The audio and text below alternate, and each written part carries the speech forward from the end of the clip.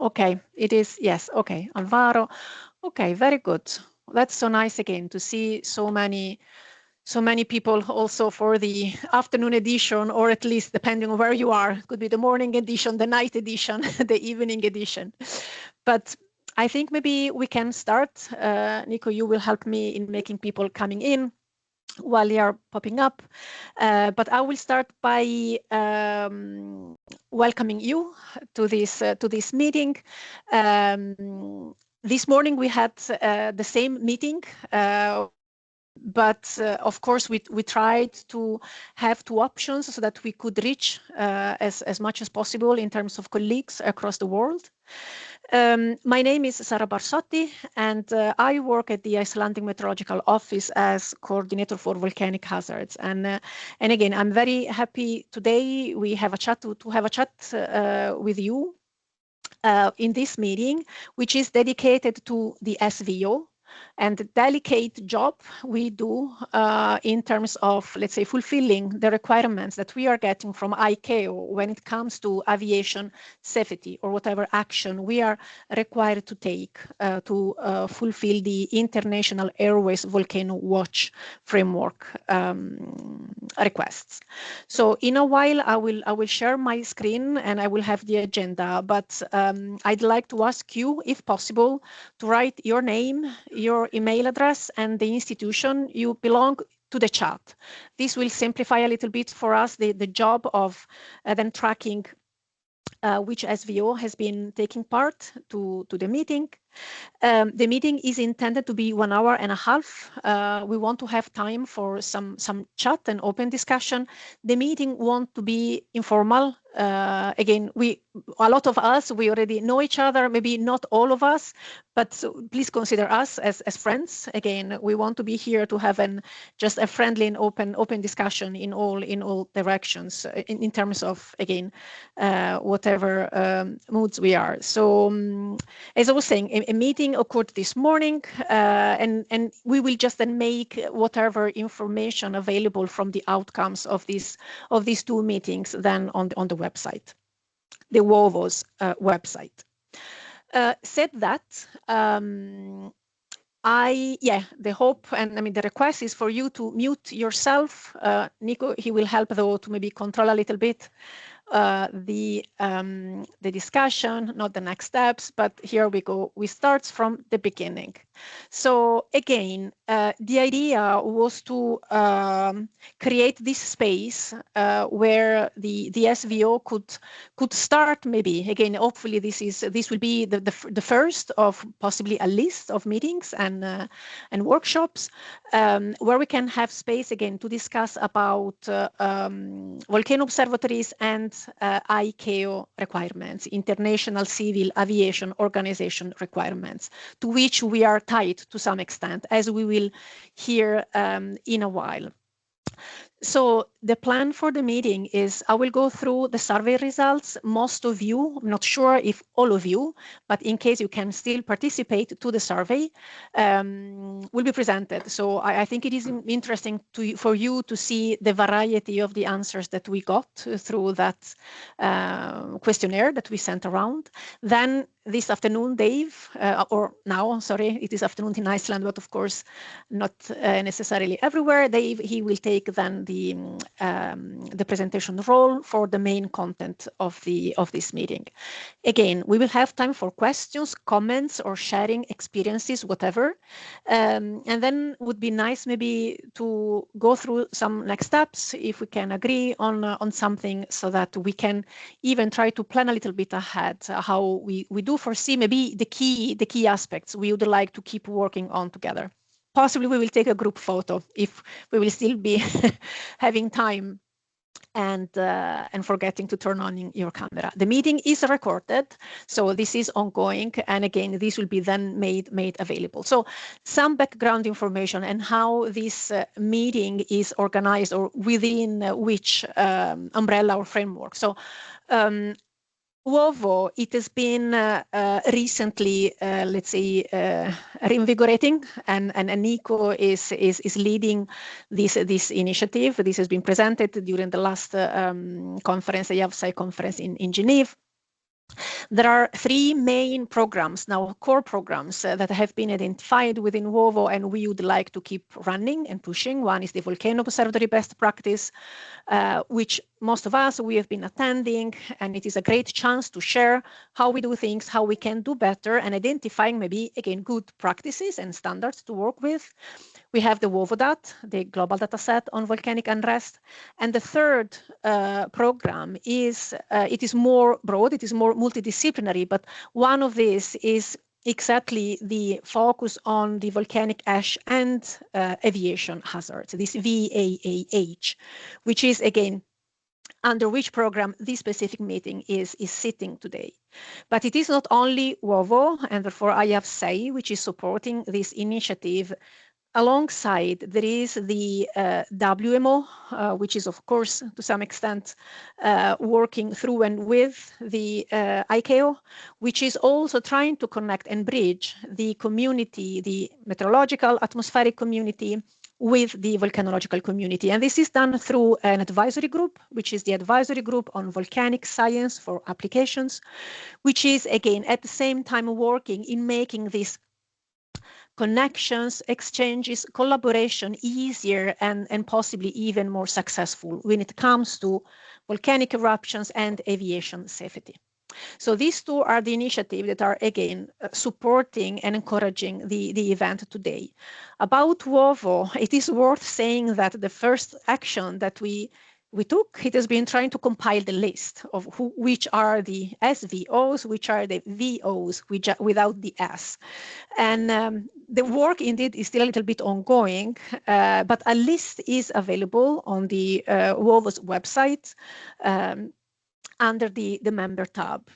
You might again ask if this list is the same which is currently listed within the ICAO documentation, the IAVW documentation, and it is not exactly the same.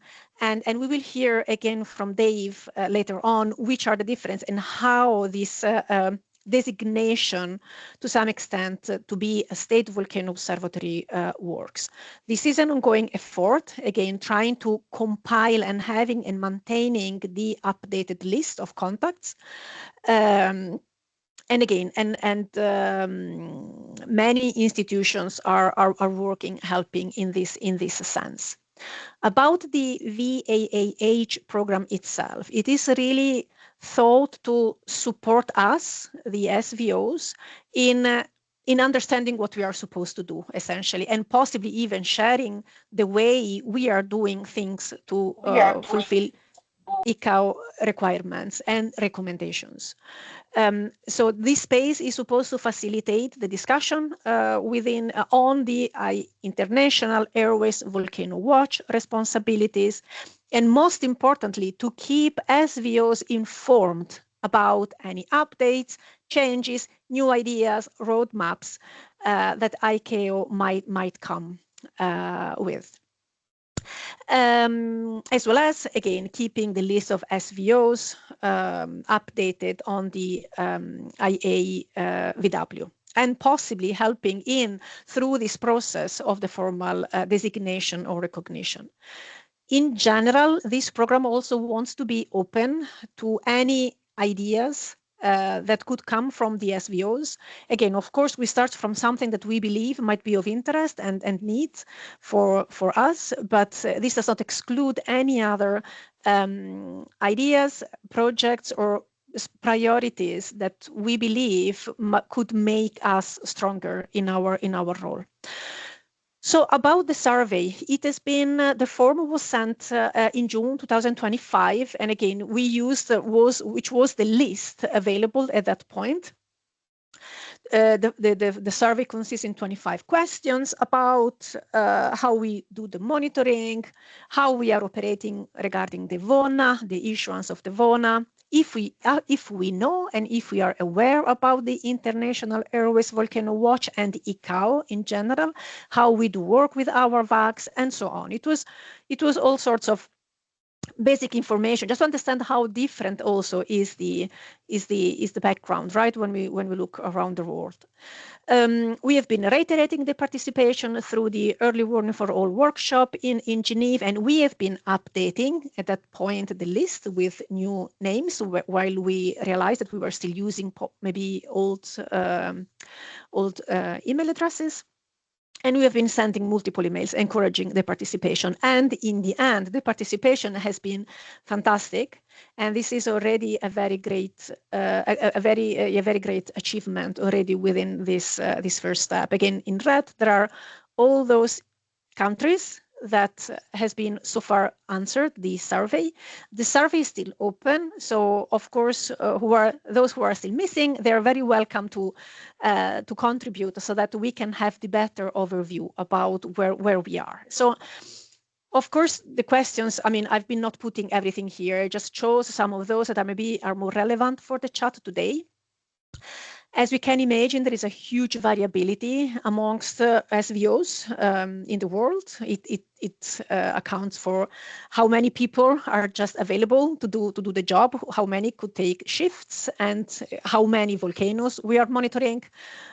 Some volcano observatories, they only look to one volcano. Others, they have to follow an entire country with multiple volcanoes.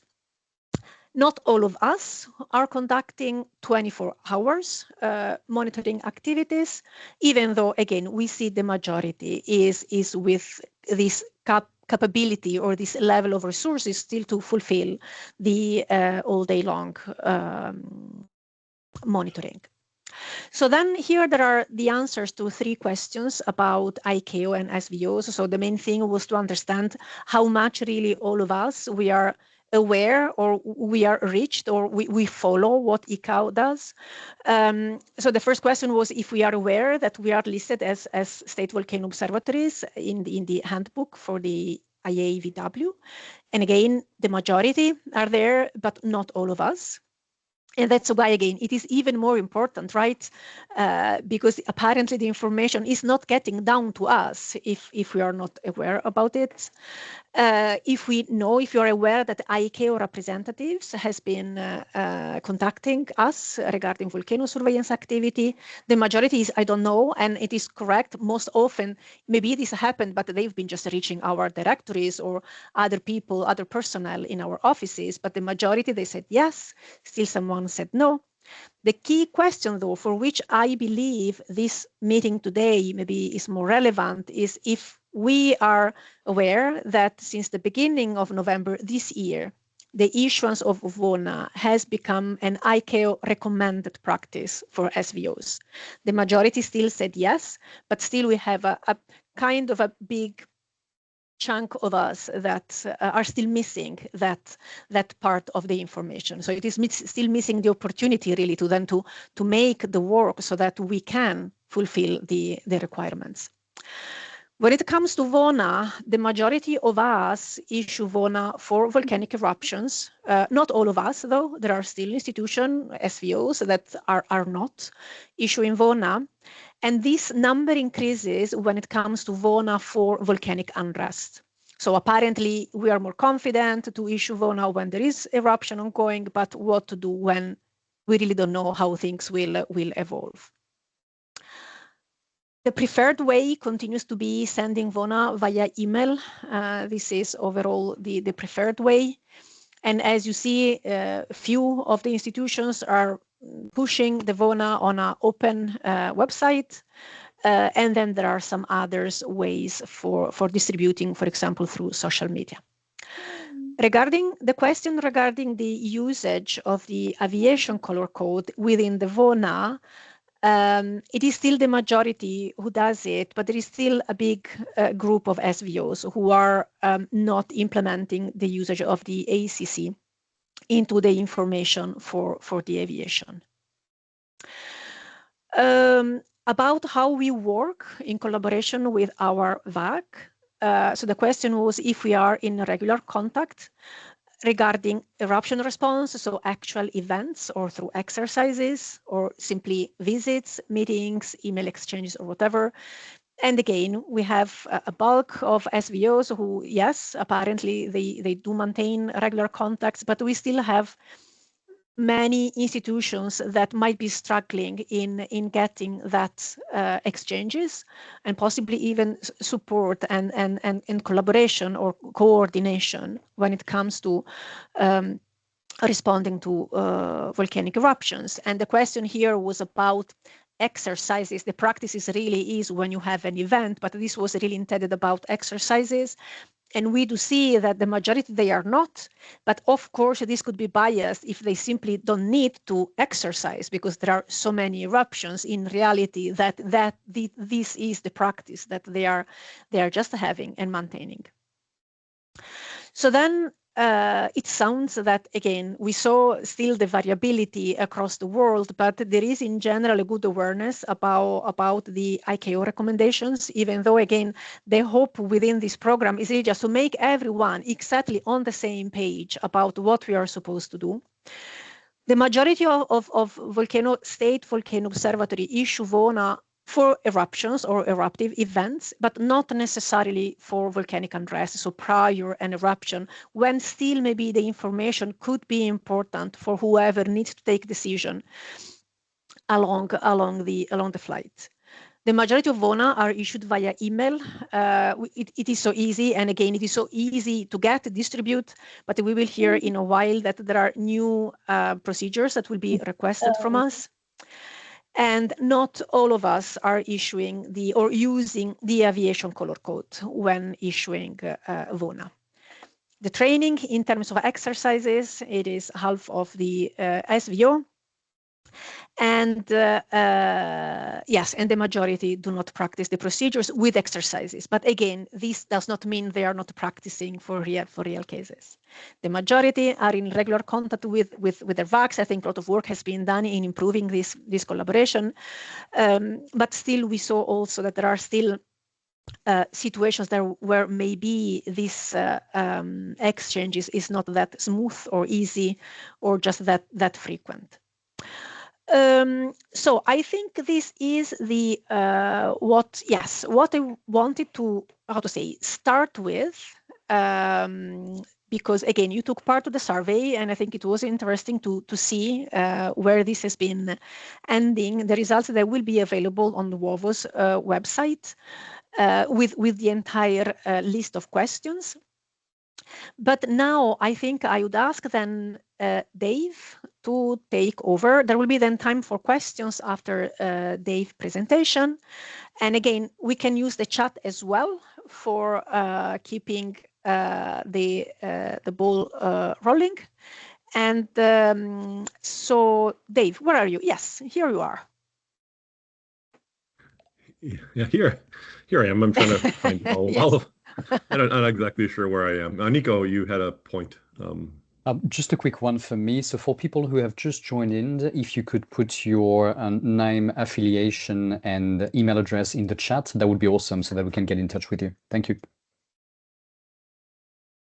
Okay, so yes, I'd just like to start off by thanking Sarah and Nico under the WOVO umbrella for putting this meeting together. It's unlike aviation or meteorology, there really isn't an organization that tells volcano observatories what they must do. You know, we as we know as volcanologists, you know, we operate in a little bit of freedom in that regard relative to other groups. So I just like to thank them at the beginning for their leadership and the revitalization of WOVO. So I'm going to be speaking today on behalf of the ICAO Meteorological Ops Group, WGMOG, and the International Airways Volcano Watch. And this is a presentation that I put together with my colleague Paula Aesthorpe from the New Zealand Civil Aviation Authority, and she did the previous version of this, either morning, night, whatever time zone you're in, and I'm giving the same presentation here today. So just briefly, I'm with the U.S. Geological Survey at the Alaska Volcano Observatory, so I'm an observatory scientist. I've taken part in many eruption responses over my 30 years or so at AVO. I'm also a member of these ICAO working groups as an advisor to our Civil Aviation Authority, the Federal Aviation Administration. I also take part in the World Meteorological Organization advisory group. So I have sort of a broad background, not only as an observatory scientist, person who actually has written VONAs, responded to eruptions, but also in some of these sort of policy level kinds of things.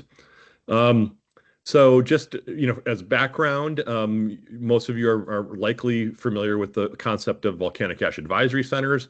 These were established in the early 90s to provide sort of a big picture overview of volcanic activity, realizing that aviation hazards can extend quite a bit downwind from the volcano itself. So these are centers that have a responsibility to monitor the airspace and also to forecast the movement of volcanic ash clouds, producing a product called the Volcanic Ash Advisory, which in turn then a country, since a VAC cannot issue a warning product for another country, they provide the guidance, and then that country or state will then provide their own warning product in the form of a SIGMET, or a significant meteorological impact. So just to give you sort of the broad view, I'm sure most of you know a little bit about the VACs. In terms of like their tools, satellite data is one of their main one of their main tools for looking at volcanic activity. This is a case of here's an example of an eruption in the Kurile Islands, and with an automated detection scheme that's run by NOAA here in the U.S., Mike Pavlonis's group, if you're familiar with Mike. And so VACs can either be looking at satellite data from areas of potential activity, looking for changes, looking for multispectral information that shows that an eruption has occurred, or there's also some of these automated kinds of products that exist.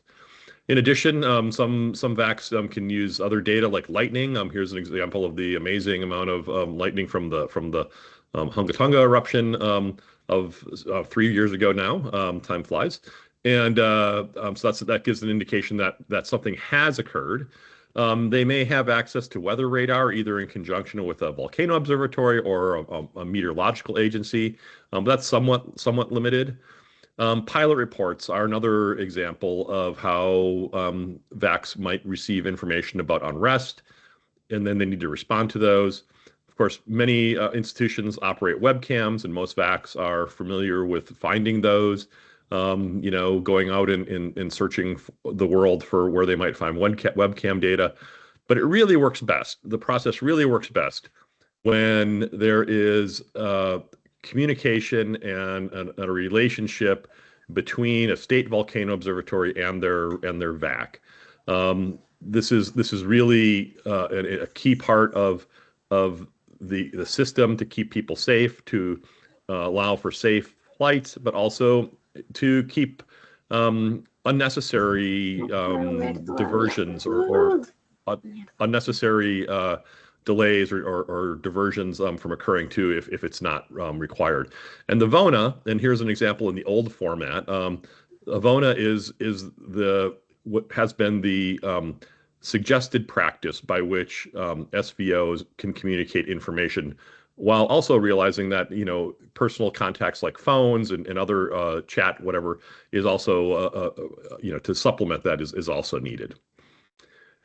So just to give the big picture here, this is a Paula slide. So considering a flight from Auckland to Vancouver, flight dispatch and an airline, they need to consider all the hazards en route. So that includes weather, in addition to that, volcanic activity. So by doing so, they can make a safety risk assessment as to what's the best way for their airline to operate successfully. They may transit multiple regions with volcanoes. I mean, if we did a map from, say, the U.S. to Asia, they would transit volcanoes, from the U.S. into Russia, into Japan, et cetera. So it's important for there to be this globally harmonized system where flight planners can understand before they even take off what may happen. And this actually, just an anecdote. Many of you are familiar with the incident in Alaska in 1989. It was just as I was starting graduate school, as a matter of fact, fun fact, just like several weeks before that, where a jet leaving Amsterdam en route to Anchorage knew of an eruption before they even took off.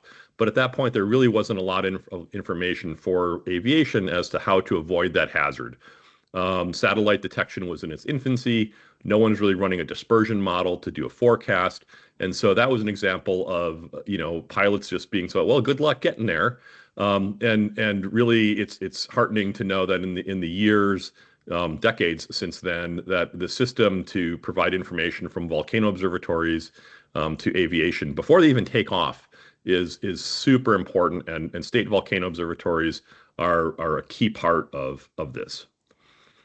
So in terms of requirements from ICAO, so all of us who are on this call live in a country, and your country is a member of ICAO. There's only maybe 2 in the whole world that aren't members of ICAO. Everyone else belongs to ICAO. You're an ICAO member state. And as a result, ICAO can produce requirements on states on a whole number of issues, in this case, hazards to aviation. So what is unchanged is that states, by that I mean countries, with active or potentially active volcanoes shall arrange state volcano observatories to do a number of things.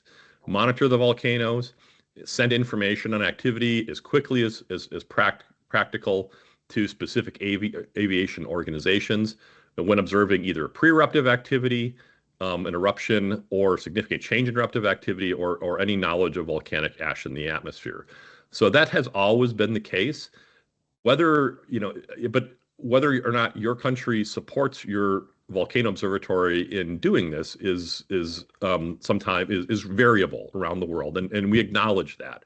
But this is an issue between ICAO and their member states. So we're in, as Sarah said, we're all friends here. I don't want to sound heavy-handed to say, well, you guys aren't doing it right. There's an understanding around the world that this is a difficult problem for some countries and some volcano observatories. What is new, and this is new of last month, that it's the use of the VONA as a recommended practice has been adopted. So information on volcanic activity or ash in the atmosphere should be issued by a state volcano observatory as a VONA. Now, recommendation, like if you have kids, you'll know that you may recommend things to kids and they will go, I don't really want to do it. ICAO understands recommendation in a different way, which is that you should do it. And maybe just like a parent, if you don't do it, your country has to explain why and come up with a path to correct that. So a recommended practice is a pretty strict terminology in ICAO world.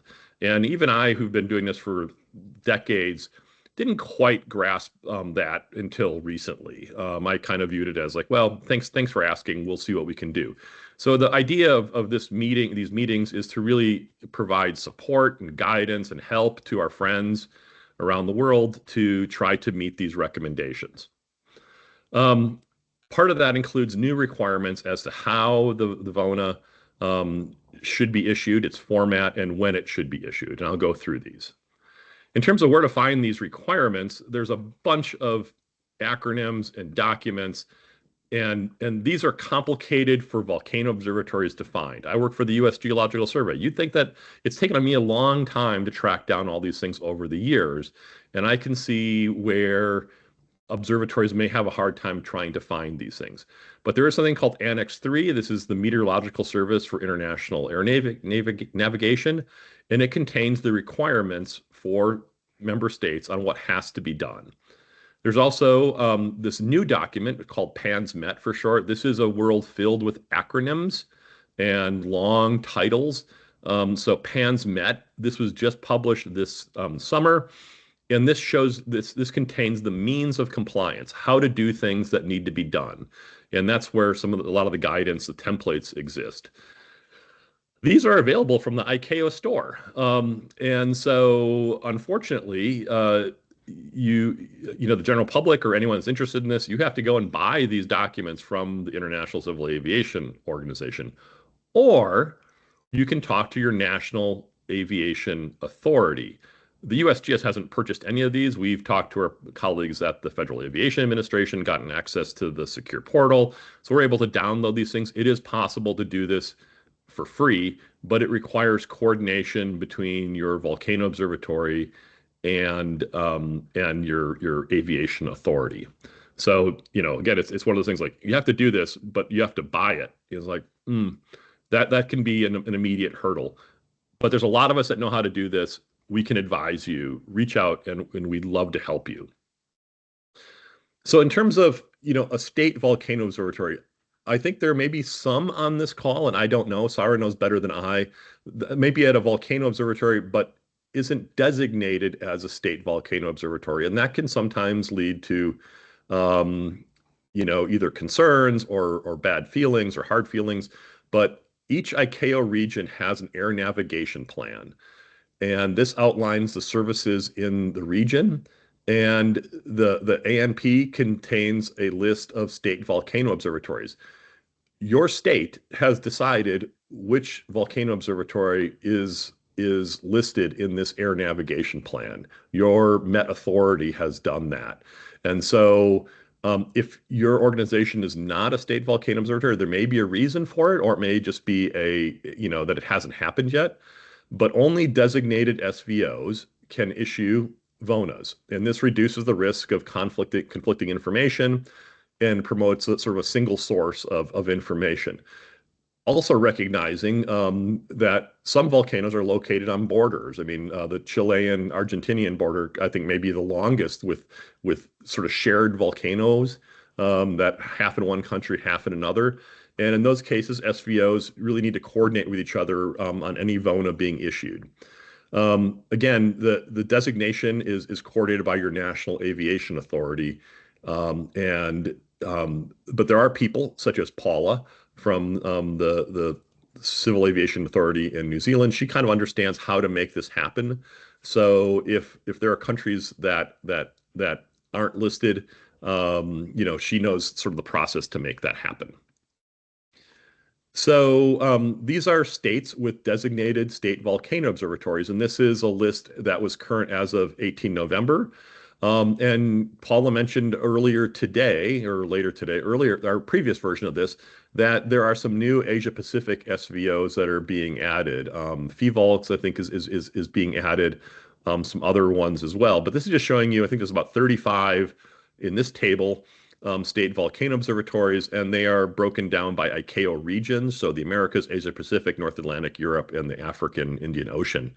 So again, there is a procedure for volcano observatories to be recognized. And I think she presented a list, about 5 or 6 additional VOs in Asia Pacific, which is her sort of area of operation, that are being added to this list. Nothing that happens in ICAO happens quickly. It has a very specific process. And ICAO is a UN agency, and so it exists by what's right where everything has to be agreed on by mutual consent. So there's no group that can just make something happen. Everyone has to sort of agree to it through consensus. And the meteorology panel is the way that consensus is reached. So in terms of potentially active volcanoes, I mean, ICAO refers to this as sort of Holocene volcanoes. And just note here that the threat posed to the aviation is a combination of the hazard and the exposure. And that in the PANSMET document, there is language that may help state volcano observatories who don't have the resources to say that when you're prioritizing how monitoring resources, which are always limited, how they are allocated, that SVO should consider the threat to aviation as part of that process. So, I'm here up here in Alaska. Our volcanoes are all remote.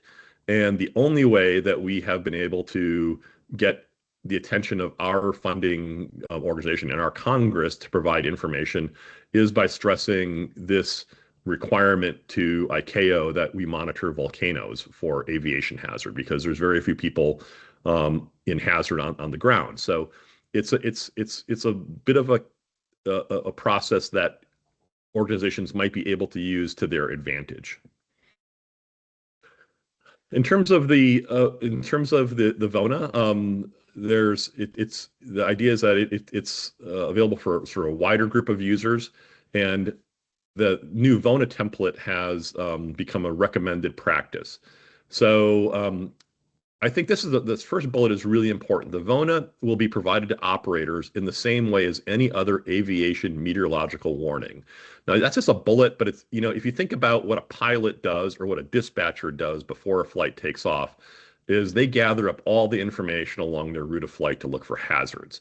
And so currently they can get things like SIGMETs, and SIGMETs are issued for things like turbulence or convection or a number of things, including volcanic ash. There might be a SIGMET that's out, and that tells them about a hazard. They might have a NOTAM that's issued that tells about like particular issues at an airport or en route. But up to this point, to get a VONA, you'd have to, well, probably still, you have to sort of find it from whatever volcano observatory might be along the route of flight.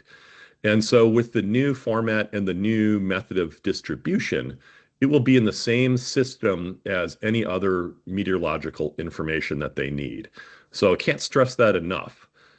Because of that, it needs to be globally harmonized, so it can be ingested into flight planning software and their decision tools. And it's also really important, vitally important, required to follow the template precisely so that the VONA can be machine readable. And so here's an example of a new format of an old VONA that I wrote up. This is an eruption in the Aleutians. It contains a lot of information on here. It has a header that sort of routes it. The date, the position information is all in the right format, and these are all specific items. That are keywords that allow it to be machine readable. So activity status. It also uses a lot of abbreviations, which is going to be a big lift for volcano observatories to sort of learn how to do that.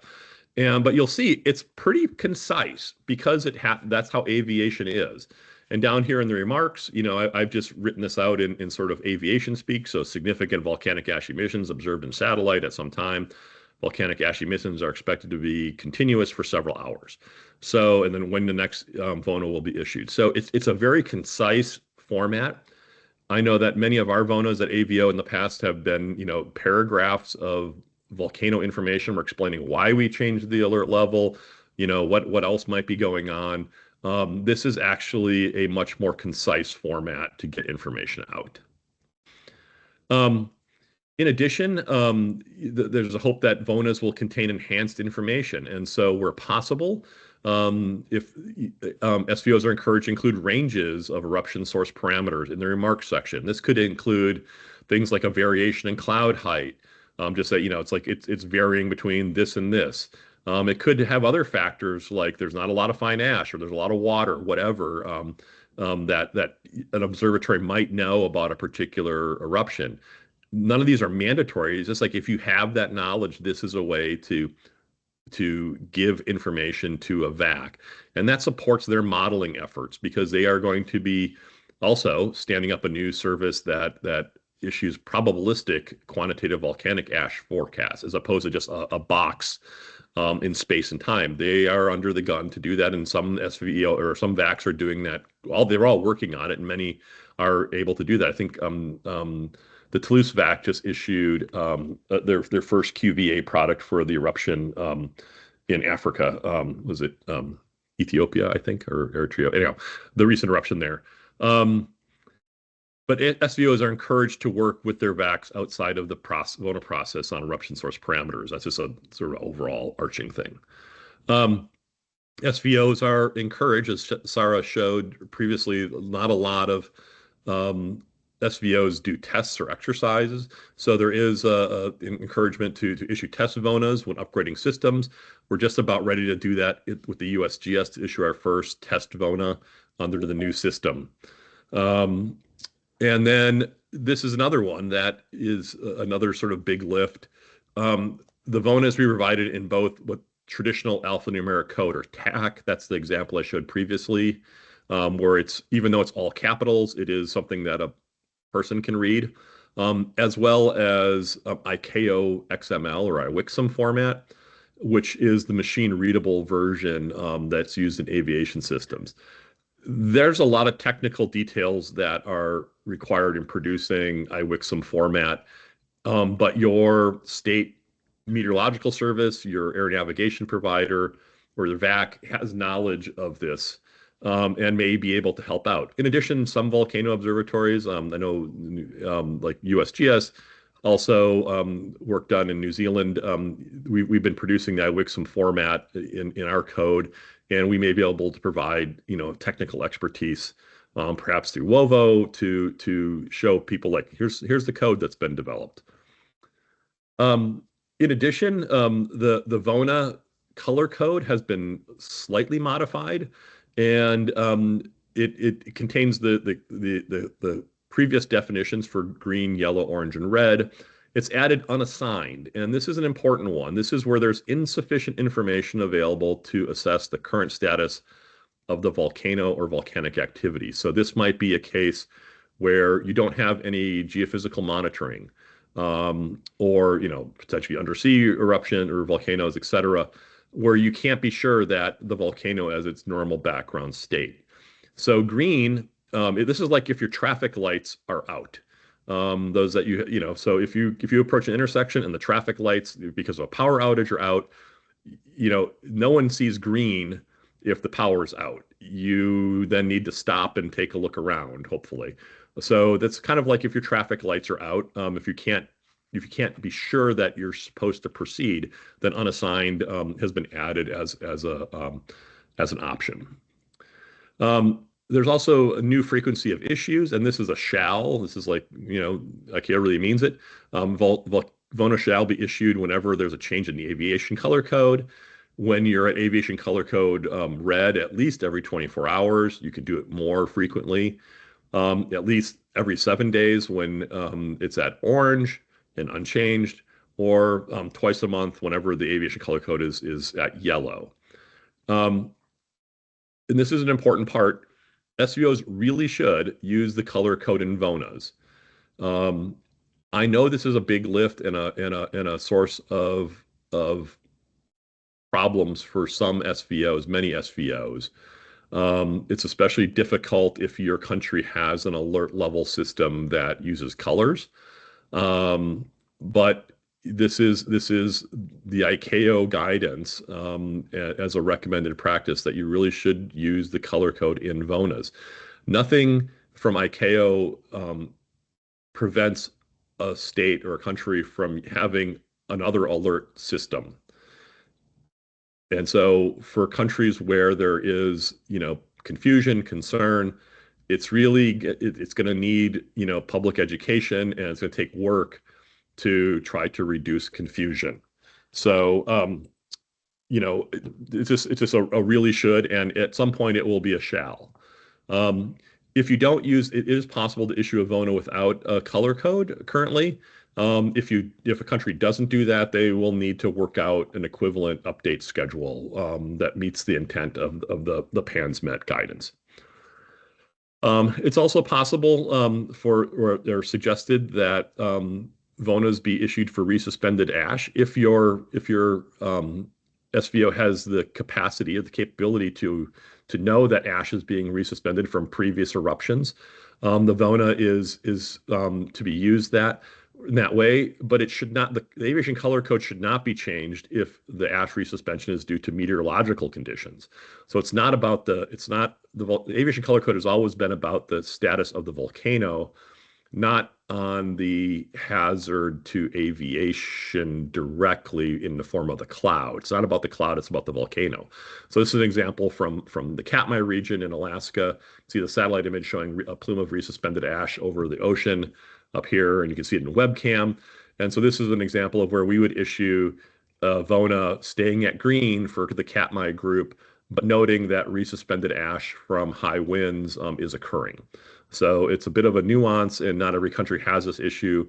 But I think the main thing is like the aviation color code should not be changed just because it's a meteorological event. In terms of where to find guidance, there is this handbook on the International Airways Volcano Watch. It contains lots of information on SVOs. A lot of us have been working on updates to that. The work has been done. It just needs to be published by ICAO, and there's actually a link that takes it to that's actually a free document, which is good. There are some updated information on issuing and disseminating VONAs, and this updated appendix on cost recovery for issuance of VONAs. So states or SVOs can recover costs associated with providing aviation service through a cost recovery program. I will say that there's very few SVOs that have ever been successful in doing this. That doesn't mean you shouldn't try. It's really up to your state and how your state functions. For example, in the United States, the USGS, even though we're required to do this work on aviation, we are not allowed to do cost recovery from our Federal Aviation Administration. It's just our country doesn't do it that way. Your country may do it, may also be in that situation, but there is a pathway to cost recovery. There's also, this is just a little bit of details, sample letter of agreement between air traffic services, Met service providers, and SVOs. In the U.S., we recently used this kind of letter of agreement to set up how we were going to issue the VONA to allow us to do this at no cost to our agency. And I'll talk a little bit more about that in a second. This guidance has also been developed in coordination, as I said, the WMO committee or advisory group on volcanic science for applications. Some of us are on this call are part of that. Sarah, myself, I think I saw a few other people on here as well. Akira from Japan. I think Bernard also as well. So some of us are on that. It's a 10-person committee, half of which are sort of meteorological background, the other half are volcano observatory people. So but we try to provide guidance. Feedback from SVOs is hugely appreciated, and we can continue to improve the contents. In addition, it's not on this bullet, but under the ICAO working group, we're producing a flyer for SVOs on how to sort of like to distill this down into the basics, and I'm leading that effort.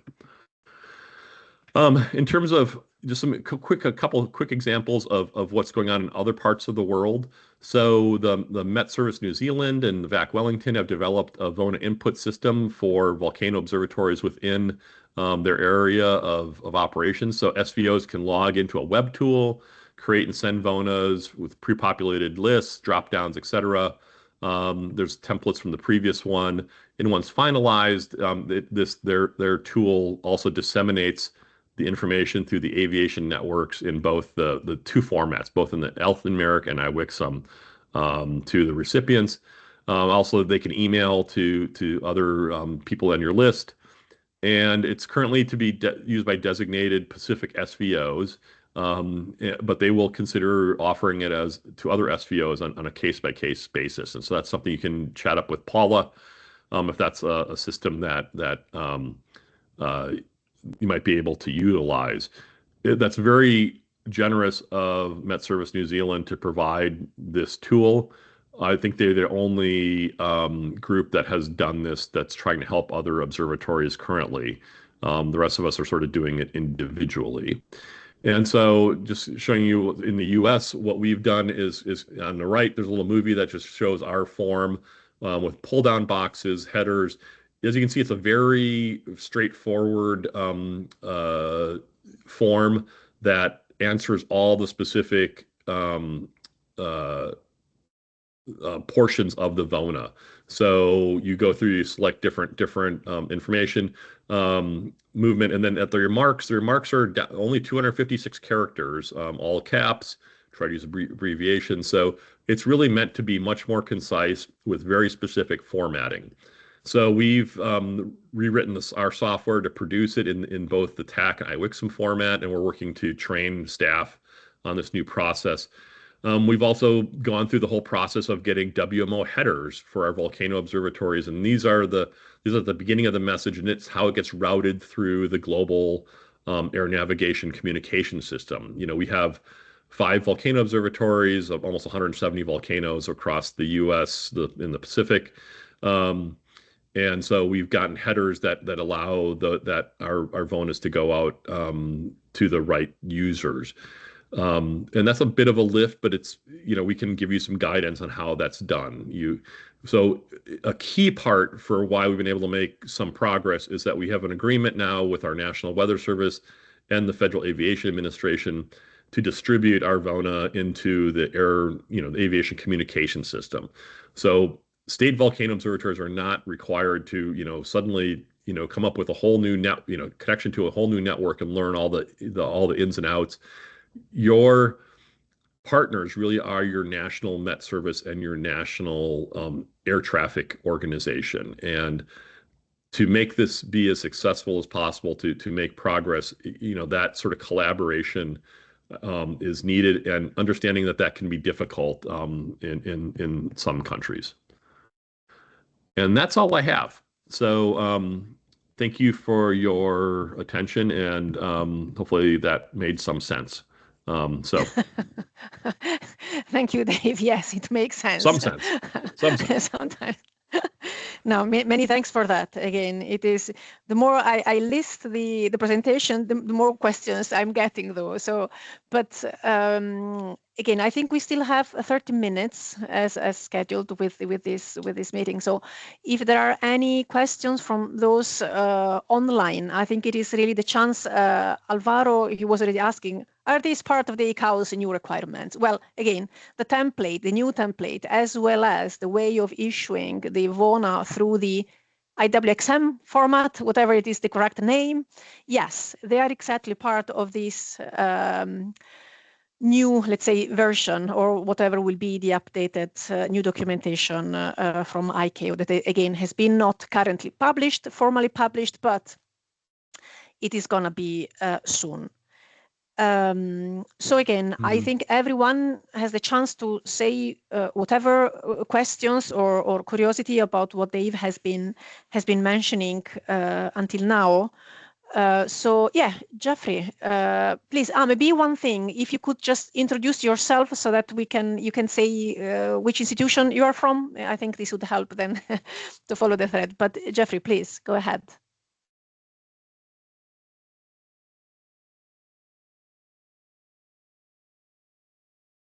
We cannot hear you. Can you hear us, Jeffrey? I see you have your hand up,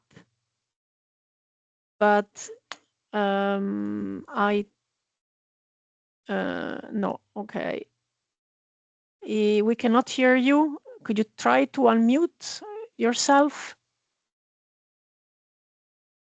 Otherwise, you can still use the chat if you want. Exactly, yes, so that we can avoid issues, whatever, to the microphone or anything like that.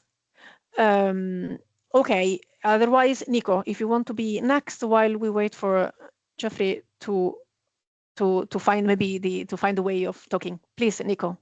Awesome. So I'm just going to fill the gaps here while we're sorting it out.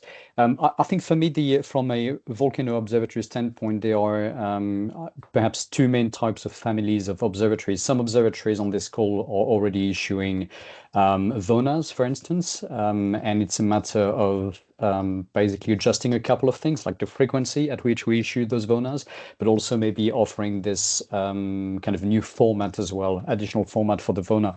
So I think one of the things we talked about for that is the WOVO would be very happy to try and see how we can support that in many ways through the website, or we have to figure out what is the best way to go about it. But if it feels like a big task, we'll try to actually, I guess, facilitate that process by offering examples on how to go about it, etc., etc. So that's for the observatories who are already doing some of that, and perhaps we all need to go to the next step with increased frequency and different formats. There are also perhaps other sets of observatories that actually are not currently issuing VONAs, and I think one of the points we discussed in the last meeting was the importance of thinking about the Volcanic Ash Advisory Center, the VAAHs, not just as a one-way street in terms of us volcano observatories providing information that serves the aviation sector only.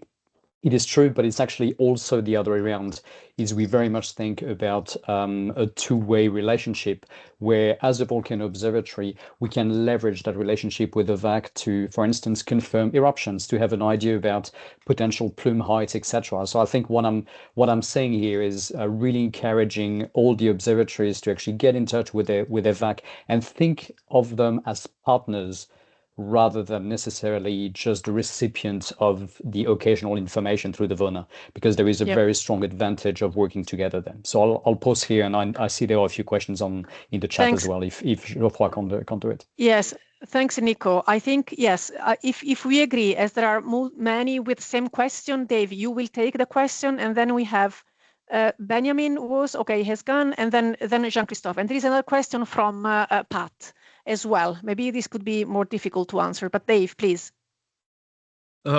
Yes. So to get to Sebastian's question, and others have, it's like, is there a way to get a formal letter from ICAO?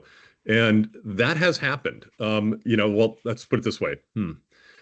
I know that in the US, we received guidance from the Federal Aviation Administration at least 3 years ago about changes to upcoming changes. And so this is really something that I think SVOs, trying to make that connection with your air navigation service and your civil aviation authorities, that's an ongoing process that has to happen within a country. I know that can be difficult, and not our experience is not universal. It may also be possible, and Paula would be the right person to work this out, but there are regional ICAO officers and offices that could be contacted by the IAVW working group to say, hey, some SVOs aren't getting the formal notification. Could you please, who are you sending it to? Or here's somebody that you should send it to. We might be able to delicately advise people to sort of provide that information. It's important for SVOs to get that letter, because then it gives you some authority or some at least the responsibility is laid out, and that might be useful to get the resources. So that's my answer to that question. Thanks, Dave. We will then jump to Jean-Christophe, but I have then a comment about this specific thing, because as you are saying, some of us, we are getting what is called the state letter. Do we think there is any way WOVO, when some of us get that letter that in theory has been sent to any other ICAO country, could we then use this as a trigger, saying, hey, we got this, did you? And if not, just go and look for it, right? I mean, still we could maybe use the WOVO as a trigger. Again, of course, it has not the same effectivity if I'm simply forwarding the state letter to Alvaro, right? But still, if he knows that this letter has been circulating, still this might trigger something. So that's something WOVO related on how much we could support this, again, the improvement a little bit, or facilitating, let's say, this exchange. Jean-Christophe, please. Yes, hello. So I'm the coordinator for the French Volcano Observatories here in Paris. And of course, we have 3 observatories plus the Mayotte network. And I have two questions. The first one is the IWXXM format readable by, for example, meteorological agencies and, for example, Météo France, if they're not a VAAH? If they're not a VAAH, okay. I think that Wixom format, I mean, it's really designed to provide all kinds of meteorological information. So Okay. we're just added on to the system that was developed for other uses. Okay, great. And so this links to the other issue that I have, is that for example, the French volcanoes in the Caribbean are under the jurisdiction of the Washington VOAH, but of course Météo France is a main player in the issue and is a VOAH itself for Europe and Africa, and we know that regional Météo France offices will be involved. So my idea was that we try to get Météo France locally more involved, and we just had an exercise last week, and we actually exercise and practice the old format with the Washington VOAH, and we put also Météo France in the loop, and they started to get involved, even though the VOAH from Washington is still the official one. So I was wondering if there is any overview or overall let's say recommendation for other places that are managed by two different types of entities, because it's obvious that the préfet in France is going to be interacting with Météo France in Guadeloupe, or even Météo France in Toulouse, even though the official there is this official VONA procedure, and even actually the préfet doesn't want to hear about the VONA, because he's actually the VONA, we keep telling him that the VONA is the first thing the observatory will do, and he will be contacted at best at the same time. If we have, obviously we have several people with several computers, and we can do several things at the same time, but we have to issue the VOAH right away. And so there comes this issue about how to get involved a local meteorological agency before they get the information trickling down from the VOAH. Yeah, so the U.S. has a little. I mean, the U.S. has a little bit of a overlap in that American Samoa is actually, I think, in the Wellington VOAH area of responsibility, and we haven't really addressed that exactly how we would do it. But under the IAVW handbook, it's a pretty succinct list of who a VONA should be sent to. Yeah, I know. But it could be expanded upon, and so that's the other thing, is like it doesn't just have to be the base requirement. You could expand upon that. More information is better, as long as it is. I think the important thing of all things volcanic, as we know, is that things are consistent. And like that, it's not if you have multiple pathways, that at the end that the product is consistent. We wouldn't change the product, but the idea would be to see. This is why I asked the first question: is if Météo France in Toulouse agrees that their local agencies can also get the VONA in that right format, the same VONA, of course, the same message in the call down procedure. Yep. Then they would get the information right away. And this could actually help, because there's a weather radar, of course, in Guadeloupe, yep. Also in Martinique. And in Guadeloupe, there is a CTBT infrasound station that provided actually very good information on cloud heights during the St. Vincent eruption in 2021. So that information could also help the VOAH anyway. So, yes. Okay. And my other question is beyond the scope of this meeting, but I think there's still a big difficulty with long unresting volcanoes. For Guadeloupe and Martinique, in Guadeloupe, we've been we have an alert level system that I actually put in place in 1999, so a long time ago, and that the préfet actually took as part of his official response plan. So we had the same colors that the VONA has.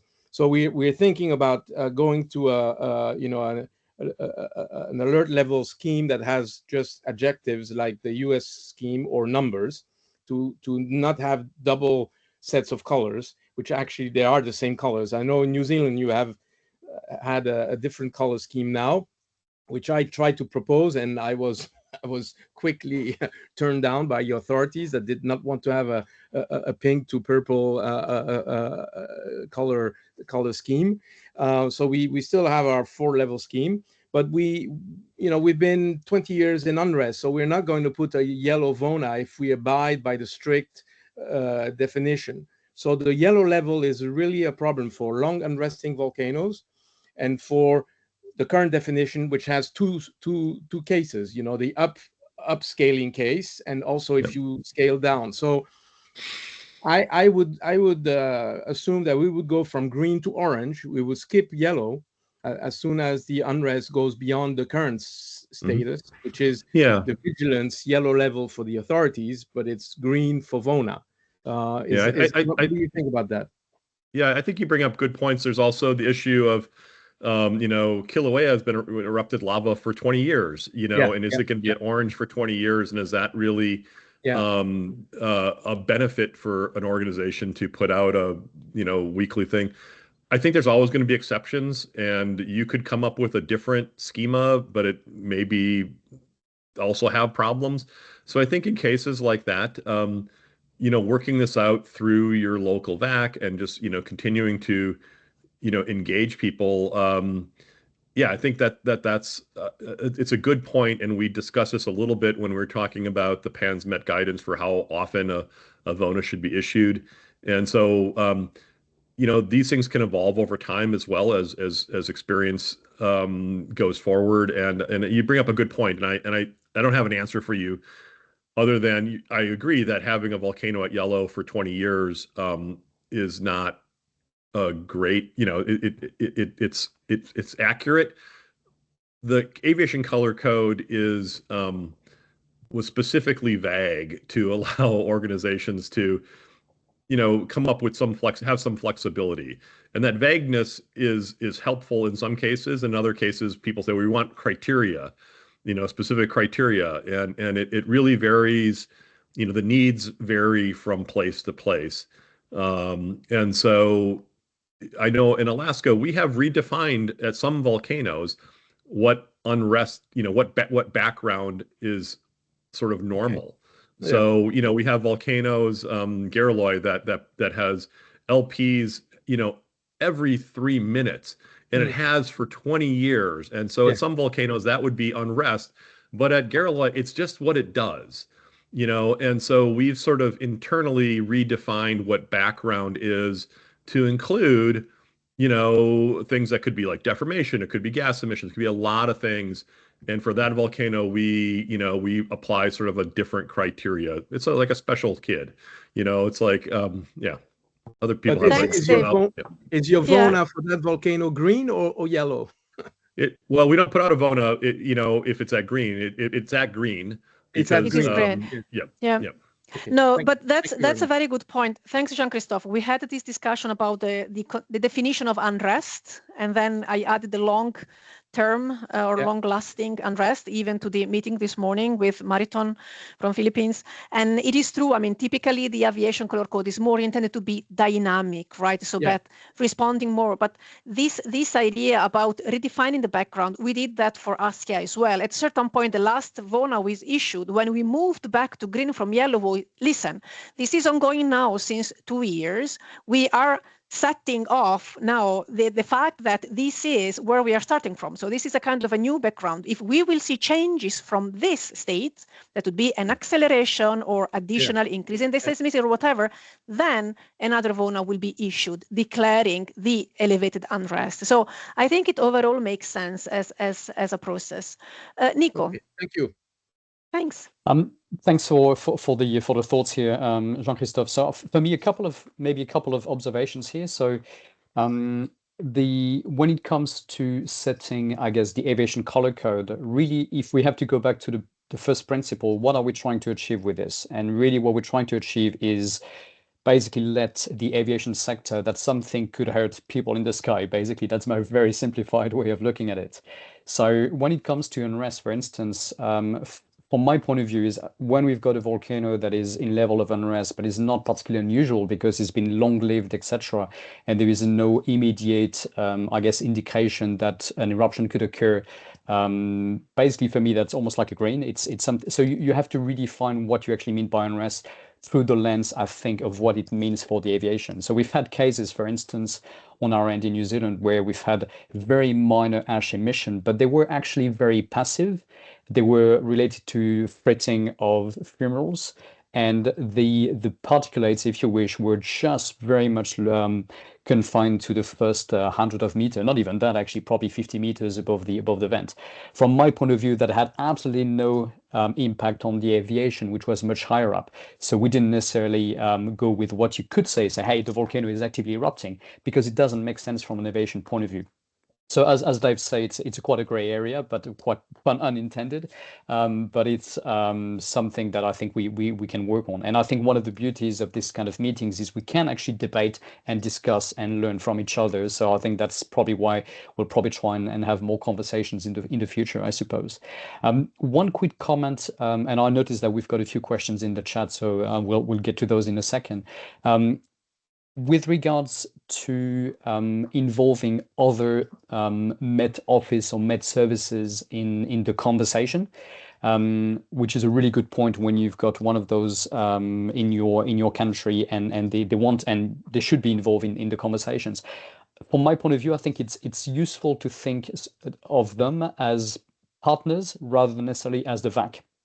Because the last thing you want is start to introduce some, I guess, some ambiguity and confusion as to sending some VONA to an organization, which is basically for which it's actually outside of the territory. So typically in the case of Guadeloupe and Martinique, for instance, in the Caribbean, the Washington VAC is basically the official one that actually will be issuing things to the aviation.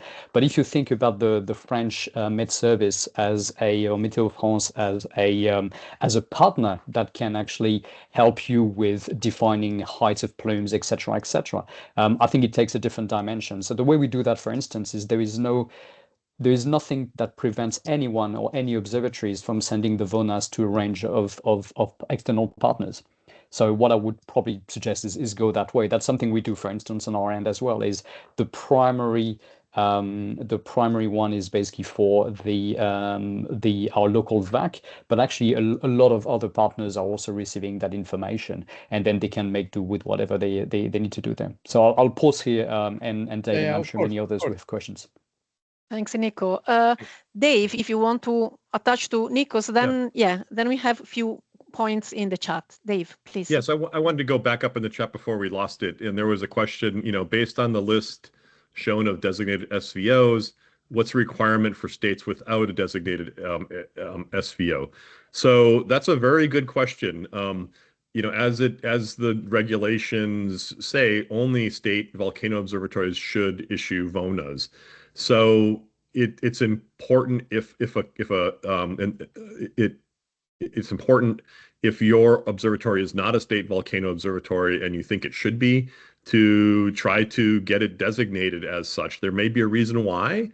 There may, but that's something that really needs to be worked out through the ICAO process. And if you can bring that question back to this group, and we can advise, we can talk with Paula, who's an expert on these things. We can address how that is.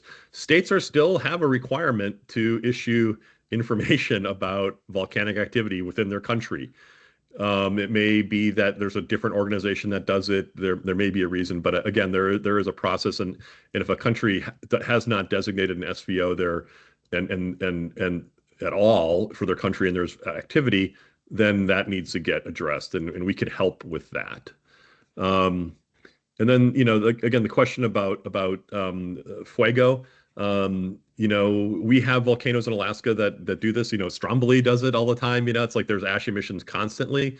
And so that's a case if it was at Orange, for emissions that really aren't impacting aviation, then the requirement's only once per week, unless things escalate or change, and there is a need to issue something again. So yeah, it's no one wants 300 VONAs a day for each ash emission.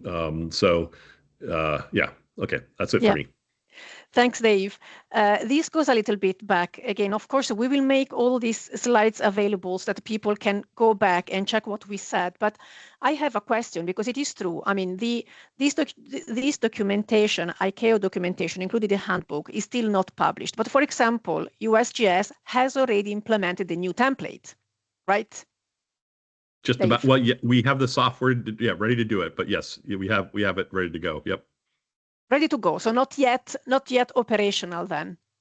We'll hope to issue a test maybe in the next couple of weeks with our first one. So yeah, but because anyhow, my question was, can we then share a file to this group of people saying, hey, this is how the new template is, right? So I think one thing that the VONA flyer that I'm supposed to be working on, might have, or in addition, or an appendice to that, is like, here are some examples of I went back and I took an old VONA and I put it in the new format, and then I can show them side by side and say, this is how the new format works. And so there may be cases to help observatories, come up with, what would a VONA for a Fuego activity look like? What would, activity, and we could work together on this, and not that like Dave decides, but like, no.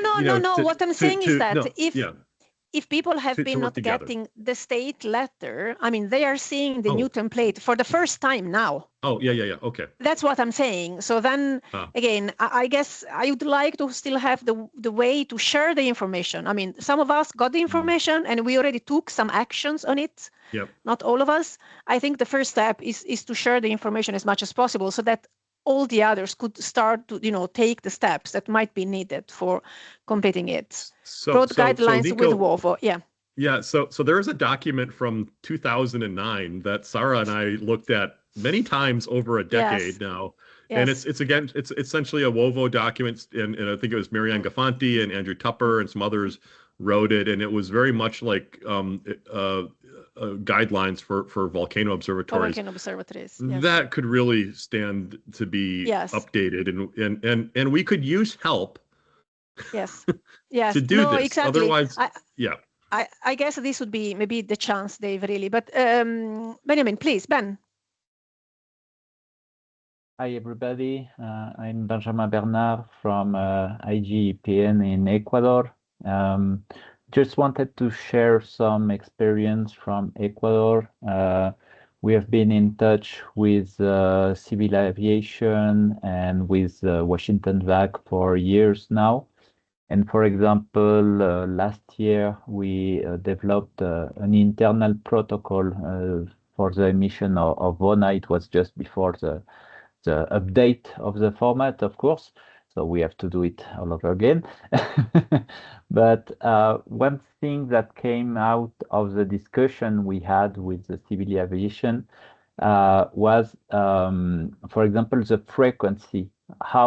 How frequent do they want VONAs from us? And for example, I was a little surprised in your slide, David, when it's in orange just once a week, because our civil aviation said, oh, you can send us as many as you want. And so we developed some criteria to decide when to emit VONAs. So whenever the flight level of the ash emission at Reventador or Shanghai volcano change, we emit a VONA. Or whenever the direction of the ash change more than 30 degrees in direction, we emit a new VONA. Because Reventador is only 80 kilometers from Quito airport. Shanghai is about 180 kilometers from Guayaquil airport. So they said, we want to know all the time, where is the ash, what's the distance, and everything. And so this protocol was discussed with the civil aviation, but it was also discussed with the Washington VAAH, that is also our partner. And they also received our VONAs. And I think this is the best way to do it. And maybe in the whole world, there will not be the same frequency, but it's important that your frequency agree with what your allies want in the process. So, Yes. so that would be my comment. And I had a question that was not answered. It was in the chat, so I will do it like that. What is the preferred option to divulgate the VONA? Because we choose to send it by emails to Washington VAC and to the DAC and others. And also we send it through, there is a special chat with the Washington VAC. So we send it directly through this chat that is secured and everything. So do you have other ideas? We choose not to send the VONAs through social networks or on our website, because as it is a product directed to the civil aviation, it can be misunderstood by the public. So let me know what you think. Yeah, those are all really good questions, Ben. So with regards to the frequency of issuance, I think you've done it exactly right to work with your VAC, and when conditions change, to issue a VONA. So the frequency that was put in PANSMET, like I was part of trying to come up with that idea. We had to put something down, and the idea was to be very conservative, to not overtax observatories. So just you have a minimum requirement. So there's nothing that says that only once a week for orange. If things change, if it's important, then of course. I think you're doing it exactly right. So just to keep in mind that's a minimum. With regards to distribution, the new PANSMET guidance is that it should go into what's called the Aeronautical Fixed System, the AFS, and that's a big lift to get our things into that system. That's what I was talking about, where getting a header and getting access to those communication networks really needs to be, well, one model for this, rather than observatories, having a connection and all the security and all those issues, is to work with your national Met agency. So USGS wasn't going to take on getting a tap into the AFS with all the security issues, et cetera. We worked with our National Weather Service. So we're emailing it through a secure email to the National Weather Service, who puts it into the system, and the FAA then distributes it worldwide. That's the goal on how that'll work. So that's, if there's an interest for volcano observatories to do that, and also the New Zealand platform that's in the chat, I mean, that does the same thing. It puts it out into the AFS in the proper format. So again, New Zealand has done a huge service to their group. I don't think, and since Paula's not here, I certainly won't nominate New Zealand as the group that can do this for everybody in the world. That's a big ask, especially like how you're going to authenticate that this is a real VONA and not someone hacking your system. Lots of security issues, and so again, so the idea is that VONAs could still be distributed through email and however you decide, in addition to the AFS. But the AFS, that sort of system, that is part of the new VONA template and dissemination issue. And again, we can talk with offline or through email on how we've been able to do that. It may be a model on how you're able to pursue it in your country. So I hope that answers some of your questions or gives a little bit more background. Thanks, Dave. It is almost 5:30. May I ask to take the photo? Then we have 2 questions in addition. But Nico, could you take the photo, or you, Dave? Because my computer is kind of in a, I don't know, difficult phase. So if we can all turn on the camera, at least those who can. Long day, but I think it would be nice if we could see your face, so that, again, the idea then is to have a kind of a news maybe for the IAPSA newsletter, and I think would be nice again. Hey, hi, you are there for real. Nico, can you do it? I'm trying to figure out how to do yeah. Nico, Nico is doing. I think it's just enough to take screenshot if you're moving through the different. Yay! Oh, that's so nice to see all of you. Okay, great, amazing. So nice to have you in the meeting. Yeah, thank you. Good. When you have done, you can say, "Go." Okay, thanks, Nico. Great. Okay, no, exactly. Some of you, we knew there was issue with some cameras. There are always some cameras not working in our offices. But listen, there were still a couple of questions, I think, that they were still of relevance. And one was from Alvaro. He was saying, in Chile, we have an agreement with our National Aviation Agency that a VONA should be issued to them and to the Buenos Aires VAAH only when the eruptive column height is above 2 kilometers above the vent. Is that going to change somehow with the new requirements? And the question is, I guess, if the local agreement would pass the ICAO instruction or not. I think that's the question, because I would like to say, no, of course it is great you have an agreement with your aviation authority, but at the same time, issuing the VONA only for a plume above 2, this would imply necessarily no VONA for the unrest phase, for example, right? So which would be do we have an answer? Maybe that's the first question. I think that it's an interesting question. I think that it is interesting you have an agreement with your aviation agency that may not be in compliance with ICAO. So that's kind of an interesting place to be. So that might be a topic of discussion. Certainly a VONA, if you had it, so maybe the issue here is like the ash is not a significant amount of ash that would affect aviation. So that's a case where a VONA orange could be issued just to provide that information that there might be a local hazard, but not a widespread hazard to aviation. And again, that's purposely vague in the aviation color code to allow for sort of regional flexibility to define those.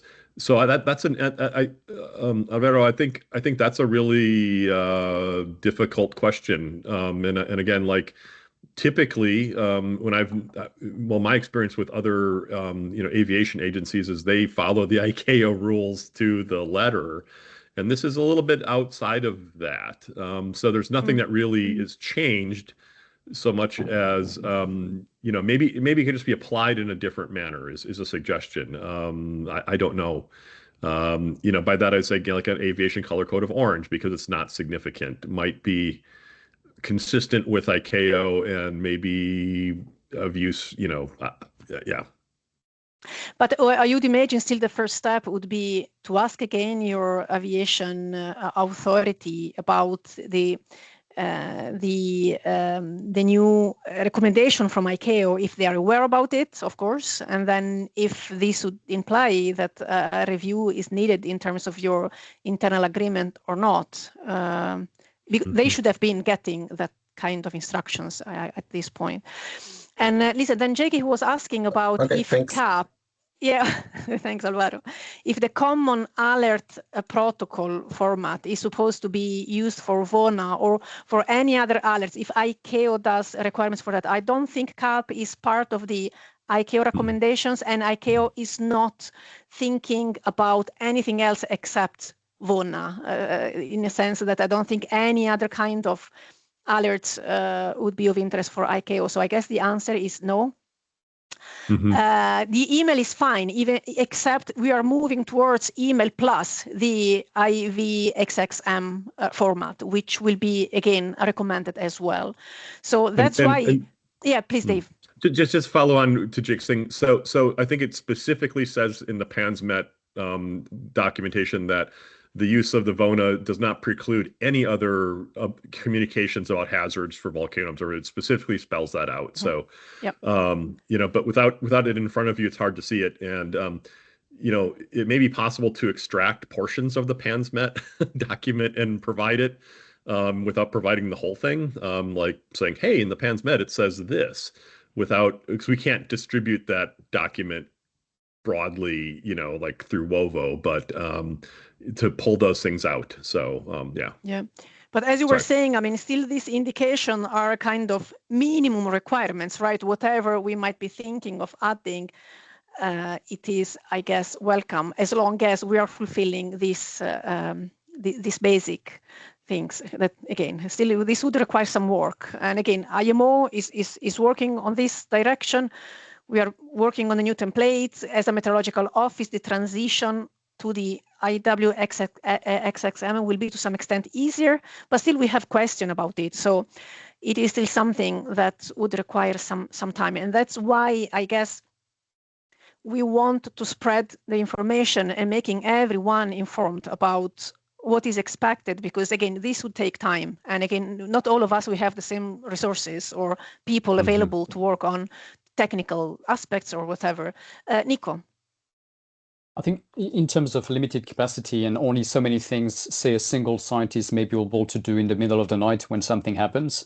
I think it's useful, well, from my point of view, to again, go back to what we're trying to achieve there in terms of speed of messaging. So, for instance, for me, the priority will always be in terms of speed of messaging and alerting. The speed will always be of the essence for, and the priority will be that for anything that is life-threatening, basically, like life safety for me is the key issue. So I'll take two examples. If we've got a volcano that is quite remote, where there is nobody around that is at immediate risk to life safety, but aviation could be the one where we've got an issue, I might actually choose to actually send the VONA first and then basically work on our local alerting for our government, etc. Conversely, if we are in an area where I'm more worried about immediate risk to life safety for people on the ground, aviation will come second. And then basically I will actually favor the speed of the other one. So it's quite interesting perhaps to compare different models. Jean-Christophe was commenting on maybe sending the VONA first in some cases, etc. For us, we try to actually see where it actually fits the where it's the most useful in terms of speed, I guess. So I think that's probably a pragmatic approach, maybe a good way forward there. Thanks. Thank you, Nico. So I guess our hour and a half has gone. And I see this a very productive meeting as well. So I want to jump to, okay, my computer is still surviving. So to my last slide, that was a little bit, okay, then what will happen next? And as we have been saying, the WOVO website will be populated with all sorts of things, the survey results, the presentations that we saw today. We will have the meeting recordings there as well. The meeting today has been also very useful to collect email addresses. Again, this is always a kind of a struggling thing.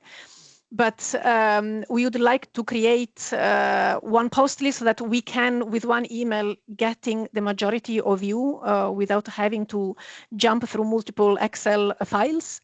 Then this was an idea. Again, I guess we will have to discuss further. But the question is, if we do see of interest that, as most of us, we send VONA via email, to have also VONA wherever it comes from, any SVOs issuing it, to include a YAVSAY email so that WOVO VAAH program could collect all of them and possibly just making them accessible on WOVO's webpage.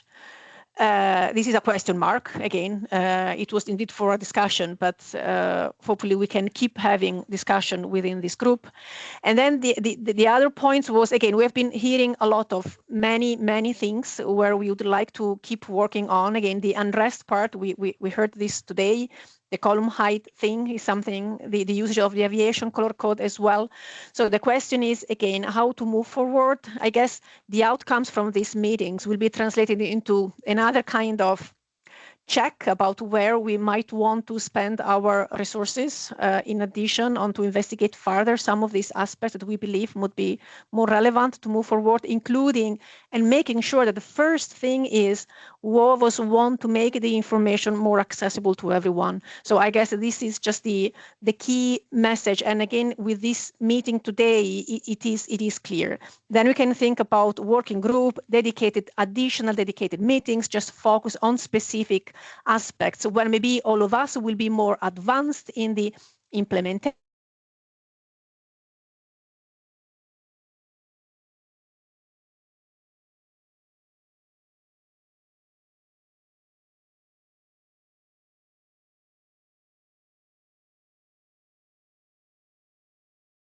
We might have lost Sarah here, possibly.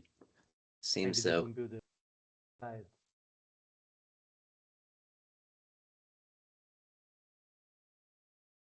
We'll just give her a minute, and if she doesn't come back on board, I'll help wrapping up the meeting.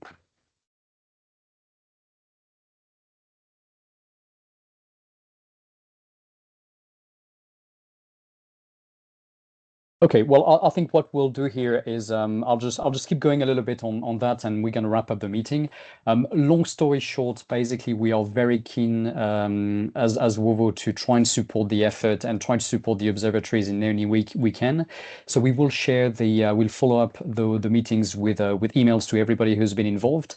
And we'll post things as well on the website or through the website with the recordings of the meetings and maybe trying to get ball rolling there. So long story short, from your guys' point of view, please do not hesitate to be in touch if you've got any questions on what is happening here, and if you've got any issues with those implementations, or just simply some questions, and then we'll be here to help. So on that note, thank you so much for coming to the meetings. I know it's either early or late or middle of the day for some of you guys. Yeah, wishing you all the best, and don't hesitate to be in touch if you need anything. Thank you so much. Thank you very much. Thanks, everybody. Bye-bye. Thank you very much. Bye. Thank you. Bye. Thank you. Bye. Bye-bye. Thank you, Bye. Bye. Bye-bye. Thank you, everybody. I'm not sure we can stop the recording, Nico. So I think Sarah's in charge of that. So that's a really good question. We'll give it a crack. Thank you very okay. much. All right. Cheers, everybody.